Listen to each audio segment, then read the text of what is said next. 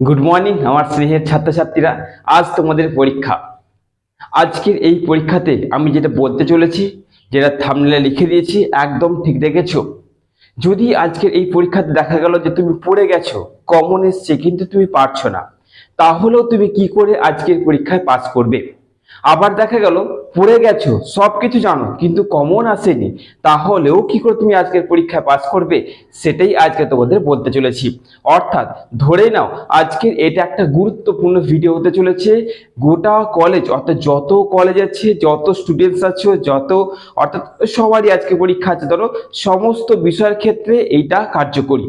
যে পয়েন্টগুলো আজকে বলে দিচ্ছি স্টেপ বাই স্টেপ, সেগুলোকে আজকে ফলো করো। এবং এটা আমি 6 সেমিস্টারও করেছিলাম, তোমাদের 4th সেমিস্টারে এটা একটু আপডেটেড করলাম, আরো নতুন কিছু পয়েন্ট যোগ করলাম, দেখে নাও। এবং এই জিনিসটা আজকে যদি করতে পারছো, শুধু আজকের নয়, এটা সিসির ক্ষেত্রেও কাজে লাগবে। যদি করতে পারছো, তাহলে তোমাদের সিসি এবং এসইসি L2 যাই বলো না কেন, প্রত্যেকটা পরীক্ষায় উইদাউট সাপ্লি তোমরা অন্তত পাসিং মার্ক হাতে তুলে নিতে পারছো, অর্থাৎ তোমরা আরামসে পাস করে যাচ্ছে। তো চলো দেখে নাও আজকের এই কটা পয়েন্ট, অর্থাৎ যে কটা পয়েন্ট এনেছি স্টেপ বাই স্টেপ বলে দিচ্ছি, একদম সেইভাবেই করবে। তাহলে তুমি কিছু পড়ো না পড়ো, কিছু মনে নেই বা মনে আছে, যাই থাকুক না কেন, পাস তুমি আজকে করবেই। তো চলো দেখে নাও কতটা তোমাদের কাজে লাগছে, সেটা দেখা যাক। চলো চলো শুরু করা যাক। দেখে নাও এই পয়েন্টগুলো, অর্থাৎ মক্ষম পয়েন্ট। কাল সারা রাত আমার ঘুম হয়নি, বুঝতেই পারছো আমায় দেখে, আমার চোখ দেখে বুঝতে পারছো যে আমি সারা রাত ঘুমোতে পারিনি। মানে তোমাদের একটা আলাদাই চিন্তা আমার মধ্যে রয়েছে, ওই জন্যই। তো চলো বাদ দাও ওসব কথা। আমি প্রত্যেকটা পয়েন্ট তোমাদের মতন করে গুছিয়ে এনেছি, প্রত্যেকটা পয়েন্ট। প্রথমে তোমরা কি করছো, প্রথমে জেনে নাও যে এটা আমাদেরই কলেজ, আমাদের নিজস্ব কলেজে পরীক্ষা হচ্ছে। তাই প্রথমে যে ভয় ভিত্তি কাজ করছে সেটাকে আগে নিজের মন থেকে বার করো, কারণ সেটা থাকলে জানা জিনিসে গিয়ে পরীক্ষা ভুলে যাবে। ওকে, তা মন মন থেকে ভয় ভিত্তি বার করো। এটা আমাদের নিজস্ব কলেজ, হ্যাঁ হয়তো কলেজ যাই না, কিন্তু আমার নিজস্ব রাস্তা, আমি সেই রাস্তা চিনি। আমি কলেজের কিছু হলো কিছু স্যারকে চিনি, আমি রুমগুলোকে চিনি, আমার কলেজের পরিস্থিতি চিনি। তাই যেহেতু নিজস্ব কলেজ, তাই প্রথমেই মন থেকে ভয়কে বার করে রিল্যাক্স হও, ঠান্ডা হও। ওকে, আচ্ছা, প্রথমেই কিন্তু প্রস্তুত হয়ে যাবে মানসিক দিক থেকে, যেটা আমাদের নিজস্ব কলেজে পরীক্ষা হবে, কোনো চিন্তা নাই। এরপরে 2 নম্বর কি, তারপর সবকিছু ঠিকঠাক গুছিয়ে নাও। কি করছো, মানে কি কি থাকবে, স্কেল, জলের বোতল, পেন, পেন্সিল, হাত ঘড়িতে বিশেষ করে অ্যাডমিট কার্ড, রেজিস্ট্রেশন, এইগুলো যা হোক করে তা পর একদম গুছিয়ে নিয়ে তারপরে তাড়াতাড়ি বেরিয়ে যাবে। আজকে আজকে আগে বেরোবে, তাড়াতাড়ি বেরোচ্ছ আজকে। ওকে, আচ্ছা নেক্সট। এরপরে তারপরে কি করছো, কলেজে যাচ্ছ। কলেজে গিয়ে অযথা কারোর সঙ্গে বকবক করবে না।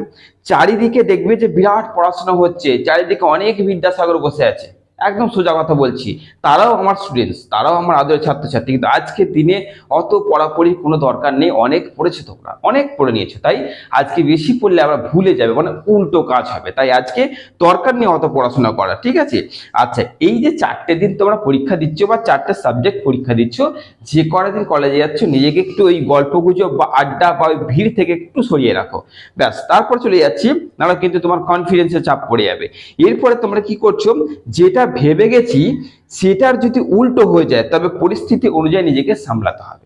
অর্থাৎ আমি পড়ে গেছি, ভালো করে বুঝবি, এবং এরা কি করে সামলাবে সেটাই বলে দিচ্ছি। পড়ে গেছি, কমন আসেনি বা কমন এসে পারছি না, এরকম কন্ডিশন তৈরি হলে নিজেকে একটু ঠান্ডা করো, যে আমার দ্বারা সম্ভব, আমি পারবো, আমার নিজের উপর বিশ্বাস আছে। এই কনফিডেন্স থেকে তৈরি করে কিছুটা হলে তোমাকে লিখে আসতে হবেই। এবার দেখা গেল কি করে লিখবে সেটা বলে দিচ্ছি। কি করছো না, প্রথমে কি করবে, তাড়াতাড়িতে চলে যাচ্ছ। এবার নিজের বেঞ্চকে খুঁজে নাও, এটা সবাই জানো, যেটা বলতে চলেছি, নিজের বেঞ্চ খুঁজে নিয়ে প্রথমে যে দুটো কাজ করবে, ওই বেঞ্চের মধ্যে প্রশ্ন 1 2 যতটা পারবে তুলে নাও। একদম সোজা কথা বলে দিচ্ছি, প্রশ্ন 1 2 যতটা পারছো তুলে নাও। এরপরে বড় যে প্রশ্নগুলো আছে তাদের শুধু পয়েন্টগুলো তুলে নাও, কোশ্চেন্স লেখো আর শুধু পয়েন্টগুলো তুলে নাও। এটা কোনো খারাপ জিনিস নয়, এটা তোমাকে গাইড করবে, হেল্প করবে, জাস্ট তোমাকে পাস করার জন্য। আমি টুকুলি করতে বলছি না, এইটা একদম না। তোমরা পড়ে গেছো, তোমরা এতটাই ভালো পড়ে নিয়েছো যে শুধু পয়েন্ট যদি কেউ বলে দেয় না, বাকিটা আমি লিখে নেবো। এই জন্য বলছি পয়েন্টগুলো লিখে নাও আর প্রশ্ন মার্ক 2টা পারলে তুলে নাও। তাহলে ওই যে জিনিসটা তোমাকে এতটা হেল্প করবে যে তুমি রিল্যাক্সড হয়ে যাও, যে এমন একটা জিনিস আমার কাছে রেখে দিয়েছি যে আমার আজকের পরীক্ষায় কোনো চিন্তা নেই। এইটা তোমাদের করতে হচ্ছে। ওকে, আচ্ছা। এরপরে এরপরে করছে কি, পাতাটা যখন তুমি পাচ্ছ, পাতা দিল, পাতা নেওয়ার পরই কি করছো, স্কোয়ার মার্জিন টানছো, পিটিও তো দেখিয়ে দিয়েছিলাম, পিটিও লেখার পর এবার তার মাঝে দেখা গেলো প্রশ্নপত্র পেয়ে গেলে, যে 2-3টে পাতা মার্জিন টানলে প্রশ্নপত্র পেয়ে গেলে, প্রশ্নপত্র দেখবে না, রেখে দাও, যতক্ষণ না মার্জিন টানা হচ্ছে, পিটিও লেখা হচ্ছে, ততক্ষণ দেখবে না। রোল নাম রেজিস্ট্রেশন নাম্বার সব ভালো করে লেখার পর তারপরে মানে পাতাটাকে হাতে নিয়ে যাকে তুমি খুব বিশ্বাস করো, ভালোবাসো, তাকে স্মরণ করে রিল্যাক্সে পাতাটাকে খোলো। ওকে, আচ্ছা। এরপরে দেখো, তারপর যেগুলো পারবে সেগুলোকে আগে ঠিক মতো মার্কিং করে নাও, কারণ তোমার সময় খুব কম। মার্কিং করে নাও যে এইগুলো আমি পারবো, অর্থাৎ তুমি তোমার পাসিং মার্কের মার্কিংটা করে নিয়ে আগে পাসিং মার্কের মার্কিং করে নাও, যে এইগুলো করে নিচ্ছি, অর্থাৎ পাস মার্ক কততে, 12 নম্বরে, 12 নম্বরের মতন আমি আগে তুলে নিই। পাসিং মার্কটা করে নিচ্ছ, মার্কিং করে নেওয়ার পর দেখবে তাড়াতাড়ি ওইদিকে চোখ চলে যায়, তাই আমি তাড়াতাড়ি করতে পারবো আর কি। ওকে, শুরু করে দিচ্ছ, পাসিং মার্কটা তুমি হাতে তুলে নিচ্ছ। এবার দেখা গেল যে প্রশ্ন যদি কিছু কমন নাও থাকে, তাহলে তোমাকে হল ম্যানেজ করার মানসিকতা থাকতে হবে, অর্থাৎ হল ম্যানেজ, এদিক ওদিক বাদিক ডান দিক হল ম্যানেজে কিন্তু তোমার মধ্যে এক্সপিরিয়েন্স থাকতে হবে। ওইটুকু না থাকলে কিন্তু একটু অসুবিধা হয়ে যাবে। তুমি বেঞ্চে তুলে নিয়েছো, চিন্তা কিছু নেই গো, তুমি পাসিং মার্কের জন্য মার্কিং করে নিচ্ছ, চিন্তাও কিছু নেই গো। তবুও যদি দেখালো একদম নেগেটিভ, তুলতে পারলে না বেঞ্চে, কমন আসেনি, সেই সিচুয়েশনে তোমাকে হল ম্যানেজ করতেই হচ্ছে। হল ম্যানেজ করে 12 নম্বর তোলার মতো তোমাকে বুদ্ধি খাটিয়ে কিন্তু তুলে নিতে হচ্ছে। এইটা করতে হবে, এইটা কিছু করার নাই। আচ্ছা, এরপরে দেখা গেল এক্সাম হলে কিন্তু একটু স্বার্থপর হতে হবে। তুমি খুব লিখছো, পাশের জনকে দেখানো বন্ধ করো। কারণ এটা হয়েছে কি, যে যাকে দেখিয়েছো, বহু ক্ষেত্রে হয়েছে যে যাকে দেখিয়েছি সে পাস করে গেছে, আমি সাপ্লি পেয়ে গেলাম, বহু ক্ষেত্রে হয়েছে। এই জন্য কখনো দেখাবে না, কারণ খাতা কপি পেস্ট হয়ে গেলে কিন্তু মুশকিল আছে। আচ্ছা, তারপর তোমার হাতে পাস মার্ক উঠে গেলে তারপর নিশ্চিন্ত হয়ে এরপরে তুমি আরামসে বাকি উত্তরগুলো করা শুরু করো। আগে পাসিং মার্কে তুলে নাও, যে আগে 12 নম্বরটা আমি হাতে তুলে নিই, তারপরে যেটা করব কনফার্ম যেগুলো তোমার দ্বারা হবে সেইগুলো করো। দেখা গেলো প্রশ্নমান 2-এ তুমি একটা পারবে, তারপরে প্রশ্নমান 10-এ একটা পারবে, তো তুমি তাই করো, তুমি আগে পিছু করে করো, কিন্তু মার্কিংটা ঠিকঠাক করে দিয়ে দাও, তাহলেই হচ্ছে।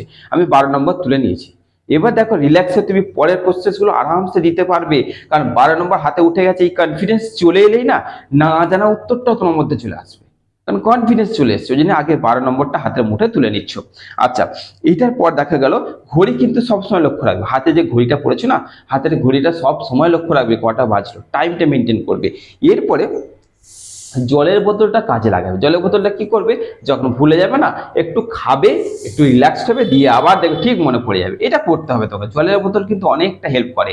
আচ্ছা, এরপরে কিন্তু সব থেকে বড় কথা হচ্ছে নিজের এক্সপিরিয়েন্সকে কিন্তু তোমাকে আজকে এক্সাম হলে প্রচুর কাজে লাগাতে হবে। নিজের এক্সপিরিয়েন্সকে কাজে লাগাতেই হবে, কিচ্ছু করার নেই। নিজের এক্সপিরিয়েন্স, বুদ্ধিমত্তা, এতদিন যা পড়েছো, যতটা তুমি বুঝেছো, সেটা তোমাকে পুরোপুরি ঢেলে দিয়ে আসতে হবে আজকে প্রশ্নের পাতায়। আচ্ছা, তারপরে কি করছো, তারপরে যে নেক্সট খাতা যদি তুমি নাও, নেক্সট খাতা তো কিন্তু স্কোয়ার মার্জিন থাকবে, পিটিও থাকবে, থাকতেই হবে। এরপরে করছো কি, তারপরে এরপরে হ্যাঁ, সব থেকে বড় কথা হাতের লেখা। হাতের লেখাকে ঠিকঠাক করবে, দেখিয়ে দিয়েছিলাম, হাতের লেখাটাকে ঠিকঠাক করবে আজকে, ভালো করে লেখার চেষ্টা করবে। অত তাড়াহুড়ো নেই কো, তুমি তো 12 নম্বর তুলে নিয়েছো, 12 নম্বরটা আগে হাতে তুলে নাও, তারপরে তুমি কিন্তু করো। এবার 12 নম্বরের জন্য তুলতে গেলে 20 নম্বরের পরীক্ষাটা দিতে হবে। 20 নম্বরটা লেখো, দেখো 12 নম্বর উঠে গেছে, একদম 100%। তারপরে বাকি যে উত্তরগুলো আরামসে দাও, হাতের লেখাটা থেকে ভালো হবে, কারণ তোমরা তাড়াহুড়ো নেই কিন্তু, পাসিং মার্ক তুলে নিয়েছো। এরপরে সবকিছু হয়ে গেলে কি করছো, পুরো খাতাটাকে রিচেক করছো।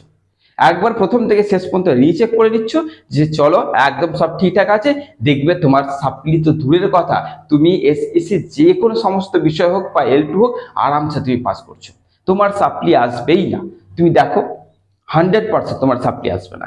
তো এই কাজগুলো আজকে point by point, step by step বলে দিলাম, যে তুমি যখন বেরোবে কি কি নিয়ে বেরোবে, কি মানসিকতায় বেরোবে, স্কুলের কলেজের বেঞ্চে গিয়ে বসে কি তুমি করবে, পরীক্ষা চলাকালীন কি করবে, এবং বেরিয়ে আসার আগের মুহূর্তে রিচেক করে বেরিয়ে আসবে। তো বলো, এবার কি আর সাপ্লি আসবে? এবার আর সাপ্লি আসবে না। তোমাদের মধ্যে যা যা ভয় ছিল, ভয়গুলো দূর করলাম। রিল্যাক্স হও, কনফিডেন্স হও, তোমরা পারবে, 100% পারবে।